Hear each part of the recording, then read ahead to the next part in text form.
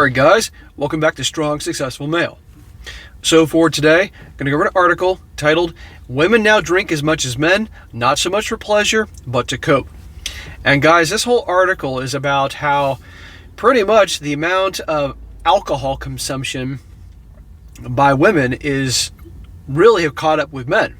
And also the amount of alcohol problems that men used to face now is pretty much even. And it's not so much for fun and pleasure and all that, it's for women to cope and deal with life's problems. And actually it shows here a little bit more in the article, which I'll mention later on, about how women in their teens and 20s are doing it at a higher rate than men of their same age range. And what this tells me is that pretty much, the whole strong and independent woman type of thing, thanks to decades of the feminist movement molding women to be more like men, and they can be strong and independent and do everything and anything a man can do and better, well, it's not exactly working out so well in terms of handling the stress of these types of things. And maybe, just maybe, it isn't a bad thing to actually have a man help you out. I mean, right now we got probably more single moms than ever, raising the kids without a man in the picture, and that's a lot. The job, the money, taking care of the kids and all that. Maybe it's not so appealing, the whole strong, independent thing. And you got the young women that, again, are being conditioned to be more like men, because that's what the feminist movement tries to do. And thanks to the things like the S-word revolution, that they can go be just like guys in that department, they're not handling it too well, hence more alcohol. Hence, you have more women nowadays on antidepressants, in therapy, that type of thing, right? Well, it's obviously not working out so well. And so someone may have to think about that. Maybe wasn't a bad thing after all back, and they actually had a man's help in things and raising the kids. And you can't do it all yourself. And look what the negative effect is having. And also, guys, there's also another article I have. I'm not going to do it here, but I attached it in the description below. You can click on, and it's titled "Sharp Off the Charts Rise in Alcoholic Liver Disease Among Young Women." So they're having having alcohol problems, but it's really affecting their liver and their body parts as well. So it's serious, okay? And let's be honest here, the biggest drinkers I've ever known are women, okay? It's amazing the amount they can consume it and also stay thin, I might add. It's crazy. So, but anyhow, guys, I'm going to go through this article here. It's definitely pretty interesting. It starts off, Victoria Cooper thought her drinking habits in college were just like everyone else's. Shots at parties, beers while bowling. Sure, she got more refills than some and missed classes while nursing hangovers, but she couldn't have a problem, she thought. Because of what my picture of alcoholism was, old men who brown bagged in a parking lot, I thought I was fine, says Cooper, now sober and living in Chapel Hill, North Carolina. The common image of who is affected by alcohol disorders echoed throughout pop culture. Was misleading over a decade ago when Cooper was in college, and it's even less representative of today. For nearly a century, women have been closing the gender gap in alcohol consumption, binge drinking, and alcohol use disorder. What was previously a 3-to-1 ratio for risky drinking habits in men versus women is closer to 1-to-1 globally, a 2016 analysis of several dozen studies suggested. Isn't that interesting? 3-to-1, now it's almost 1-to-1. Again, what has happened in the last few decades? The feminist movement. Be more like men. You can do anything a man can do and more. You can take on more responsibility, more on your shoulders. You're a strong woman. Well, look what's happening here. Using alcohol to cope and deal with all the problems. Never helps. It didn't help guys. It's definitely not helping them. And the latest U.S. data from 2019 shows that women in their teens and early 20s report drinking and getting drunk at a higher rate than their male peers. In some cases, for the first time since researchers began measuring such behavior. Again, telling all the girls to basically be like guys. You can go party just like a guy and do whatever just like a guy. They're not handling it very well. This trend parallels the rise in mental health concerns among young women, and researchers worry that the long-term effects of the COVID-19 pandemic could amplify both patterns.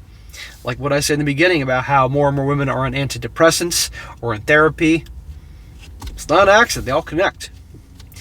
It's not only that we're seeing women drinking more, but that they're really being affected by this physically and mental health-wise, says Dawn Sugarman, a research psychologist at McLean Hospital in Massachusetts, who has studied addiction in women. Research shows women suffer health consequences of alcohol, liver disease, heart disease, and cancer more quickly than men, and even with lower levels of consumption. Perhaps most concerning is that the rising gender equality in alcohol. They're really actually going to say that the rising gender equality in alcohol, is it in this world we're in now, that any opportunity to squeeze in these buzzwords these authors, these writers are going to do it? My God. Well, anyhow, the rising gender equality in alcohol use doesn't extend to the recognition or treatment of alcohol disorders, Sugarman says. So even as the women drink more, they're often less likely to get the help they need. Well, I'm a strong woman, I don't need any help. It's unfortunate. In Cooper's case, drinking eventually led to her drop out of college at the University of North Carolina at Chapel Hill. She moved back home and was soon taking a shot or two of vodka each morning before heading to the office for her finance job, followed by 2 more drinks at lunch. I never got that. I did a video last week that was a 3-part series about this guy. His wife wanted an open marriage, and it turns out that she had all these drug problems and all those types of things, and I made it clear I have no sympathy for people like that get themselves into that kind of trouble. And I mentioned that I have a family member that had both alcohol and drug, and I've been through the whole thing when when that family member was in and out of rehab and all the problems that are associated with it. So I just never got that. I never got the people getting to that point, letting themselves go that much, feel like they needed that, and the negative impact they had on everybody else around them. And I have no patience, no tolerance, none. And I'm very harsh that way. And so it's like when adults that were raised, when you're kids, you were taught not to do these things, the negative impact it's going to have. In school, we had the DARE program with the cop would come to the school and talk about these things. I paid attention, and I'm not getting in this mess. Anyhow, when she tried to quit on her own, she was quickly pulled back by the disease. That's when I got scared, when I tried not to drink and only made it 2 days, says Cooper, now 30 years old. I was drinking for survival, basically. Drinking to cope. Although the gender gap in alcohol consumption is narrowing among all ages, the reasons differ. For people over 26 years old, women are increasing their alcohol consumption faster than men. See? Over 26 years old, they're career women, the strong, independent women. They can do anything a man can do, and the stress of all that is exactly helping. The stress they're getting from that, look what's caused it. Look what the effects of all that stress is causing. Among teens and young adults, however, there's an overall decline in drinking. The decline is simply slower for women. That may sound like progress, says Aaron White, a senior scientific advisor at the National Institute on Alcohol Abuse and Alcoholism, but it may indicate larger underlying issues.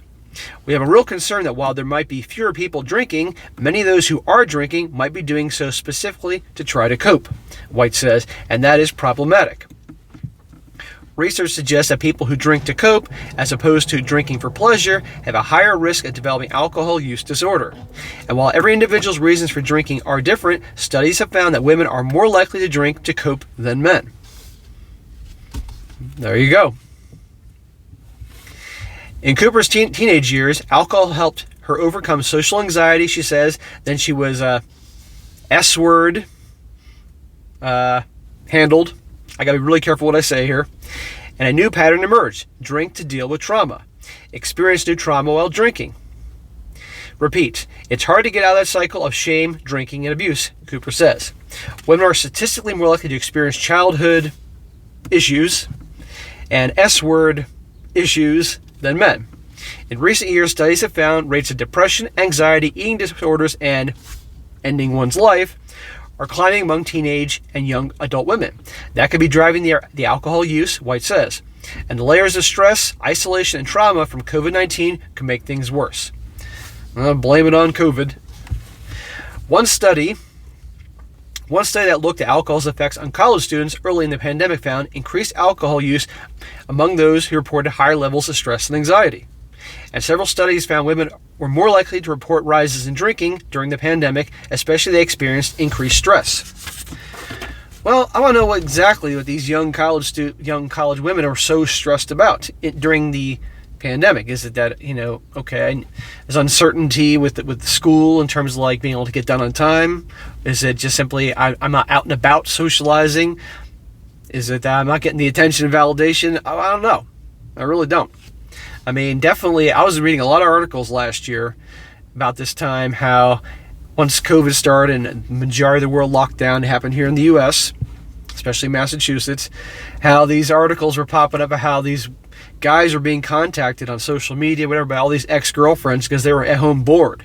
They needed that attention and validation, so they're reaching out to all their exes. I'm sure it happened to plenty of you guys. Okay? And hence, they can't deal with it, so start drinking. For us to address issues with alcohol, we also need to address these pervasive issues of mental health, White says. They are all related. What's more, despite alcohol's temporary calming properties, it can actually increase anxiety and depression. Research suggests some studies show it may lead to depression more quickly in women than men. When Gillian Teets began drinking in graduate school, she found a glass of wine helped ease her stress. But as soon as the glass emptied, her concerns worsened. Within a year, she began drinking daily and couldn't sleep. Anxiety kept her up at night, she says, and she started having ending her own life thoughts. It was only when Teets took a brief reprieve from alcohol that she noticed the connection. Suddenly, the ending her life thoughts stopped. That made the decision to quit really powerful, said Teets, 30 years old, who now hosts a podcast called Sober Powered. I knew exactly what alcohol did to me. I hardly drink. I mean, every once in a while, if I go out somewhere, I may have one drink, one beer, or a glass of red wine. Occasionally a tequila shot, because I love tequila, but just, one shot. That's it. And I've always been this way. My sister, she's the same way as well. She drinks even less than me. And a lot of people think I'm boring and I'm a stick in the mud. But I know what the kind of effect this shit has on people. And again, I've seen it for the family member. But it's crazy to me how people just destroy themselves. And the education's out there for people when they're young. What can happen? You get into this stuff. It baffles me. Rising risk from hangovers to cancer. Until the 1990s, most research on alcohol focused on men. Now, as women approach parity in drinking habits, scientists are uncovering more about the unequal damage that alcohol causes to their bodies. Women generally have less body water, which dissolves alcohol, than men have of the same weight. That means the same number of drinks leads to them having higher concentrations of alcohol in the blood, and their body tissues are exposed to more alcohol per drink. The result? Far less years of alcohol use. Women are getting sicker faster, says Sugarman of McLean Hospital. Again, like I said in the beginning of the video, the biggest drinkers I've ever met that can just drink and drink and drink and just down like crazy are women. They're not guys. It's amazing what I've seen. And I see these women, and they can just drink so much, and they still stay thin. So I think a lot of times they're just not eating, but they certainly will throw them back quite often. It says they're at greater risk for hangovers, blackouts, liver disease, alcohol-induced cardiovascular diseases, and certain cancers. One study found alcohol-related visits to the emergency room from 2006 to 2014 increased 70% for women, compared with 58% for men. That's huge. And what's going on in this time frame? The effects of euphemism. Go out and be the strong, independent woman. You can do anything a man can do. Anything a man can do. Go be free-spirited and do all those things that those young guys do. I'm not going to elaborate. You can handle anything that a man can do and more. Well, maybe they can't. Maybe it's time that a lot of women realize that the feminist movement was a result of a lot of really pissed off, angry, bitter, harpy women that are trying to make their ideas how things ought to be, even though they're the miserable themselves. And look what the effect it has. Are things any better nowadays thanks to the feminist movement? Again, divorce rate over 60%. More and more single mother households, single moms raising the kids.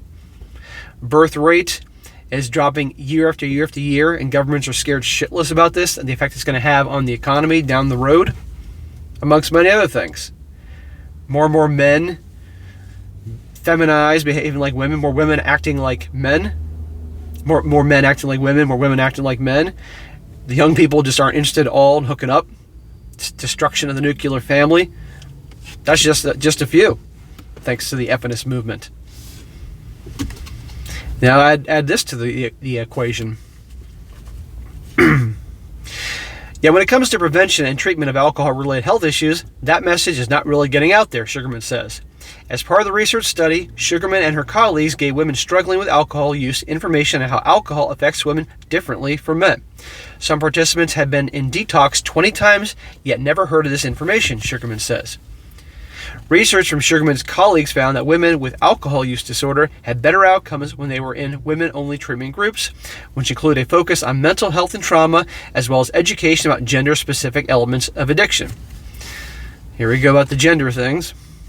Cooper says enrolling in a 9-day residential treatment program in 2018 drastically changed her own perception of who is affected by addiction.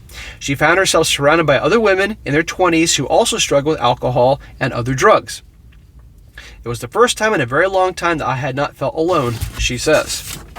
In 2019, she returned to UNC Chapel Hill and finished her degree in women and gender studies, even completing a capstone project on the links amongst S-word violence, trauma, and addiction. Gender studies, women and gender studies, more of these pointless, stupid-ass degrees. Although Cooper says 12-step programs have helped her stay sober for 3.5 years now, a downside to those effects is that they are often male-dominated, educational materials written by men, advice geared towards men, examples about men. Well, because the men were the ones that pretty much had the problem back in the day, but now women are, but don't twist this around and make men are the problem or anything like that. They got to squeeze that in. It's amazing to me. Cooper plans to return to school this fall for a master's degree in social work. Good Lord. With the goal of working to change those gender disparities in the field. So there you go, guys. It's a relatively quick article, but it caught my eye because, now they're having more and more problems. I mean, it's very interesting because guys, before it was the guys that had the issue, but now the numbers have drastically come up, and you have to always question why. Why exactly? Well, knowing what I know, what I've been really studying and researching for the last year and a half since I started this channel, and things I've done before, it makes a lot of sense to me. Again, thanks to the feminist movement, push all the young women to be just like men and handle anything that men can do. Well, maybe they can't. Both younger, teenage years in college, kind of behaving and partying like the guys, and also when they get older, having all this stuff on their plate. Again, I mean, I'm sure there isn't one guy here that doesn't know some woman that obviously is on antidepressants, in therapy, single moms. It's not an accident, okay? And I mean, the way I see how things have gone and the way I see things going, it really boils down to the feminist movement. And it ain't about equality, and it ain't about all these positive things they're trying to share. It's about not only emasculating men, but it's really getting to the whole thing of cultural Marxism, which I can get into a whole another day. But seriously, it's a big mess, and this is unfortunate. I don't want to see anybody having problems, but this information is quite accurate. And there's the other article I mentioned in the beginning that you guys should click on and see about all the other problems associated with the alcohol problems. But anyhow, guys, that was an interesting thing to bring up there. I know I do have female viewers, and they agree with me because I get emails and comments all the time from the female viewers, and that they've absolutely have seen the damaging effects of the feminist movement, and they cannot stand feminism.